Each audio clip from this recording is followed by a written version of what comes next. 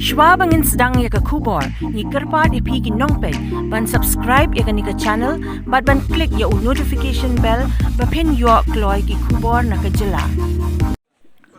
Khasi Jaintia Students Union seng kmie iakynduh markhmat ba Myntri Rangbah ke jylla Conrad Sangma Jowai ban buddien ya ki jingja ki badang sujashen ha ke shnong Mukroh ha ki sngi baladem na ke liang ke seng ke dawa na ke sorkar halor ki tylli ki mat na ke bynta ke jingiadei bat ke jingbuh Jong ke Border Outpost sorkar shakaput ki bakenthum ya ke jingtei ki Border Outpost ha ke shnong ke town ria zero line ban le da ke joint inspection lani ban kentup lang bat ke ADC bat kinong yalam shnong ke shnong Mukroh ban wat thu bhai uput usam ban yo ban bu ya ke BOP ha zero line ban penkup bor ki Pulit ke jylla ki basong pahara syaki jaka kaput ban penpai ke la ladadan kanu ke jingsiat ki Pulit Assam ban penpai ki laipun riutli ki shnong Khasi Jaintia na block 1 sya Meghalaya bat ban dawa na ke sorkar jylla bakamdei ban Ailad dalele ya ki jingtmu u CEM ke Karbi Anglong ADC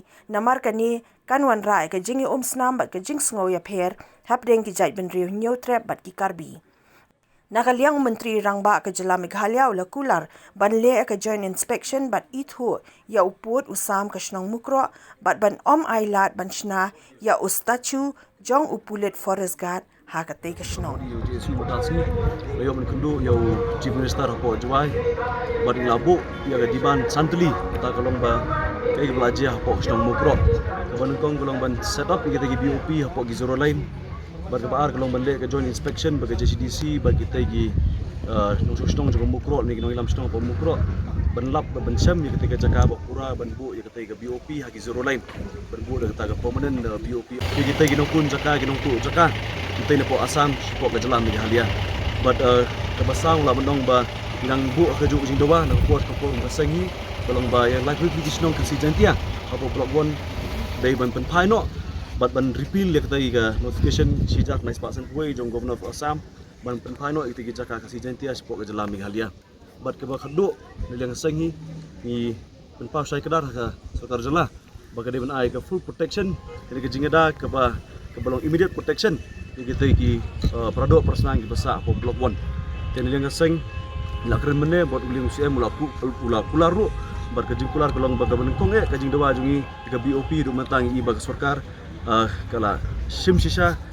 ya ke orang serius benbu BOP hapo kita ki border area ne kita ki kaput hapo jylla Meghalaya ada liang seng i banjur kolong benbu ba hapo ki zero line banyak jingada ki shnong bat ki produk personal kita ki besar hapo kaput jong jylla Meghalaya ke Kular jong UCM golong ba hot ula menjur menle ya kata joint inspection bagi JCDC rekat bagi lam shnong ban benbu kita ki Border Outpost kita hapo zero line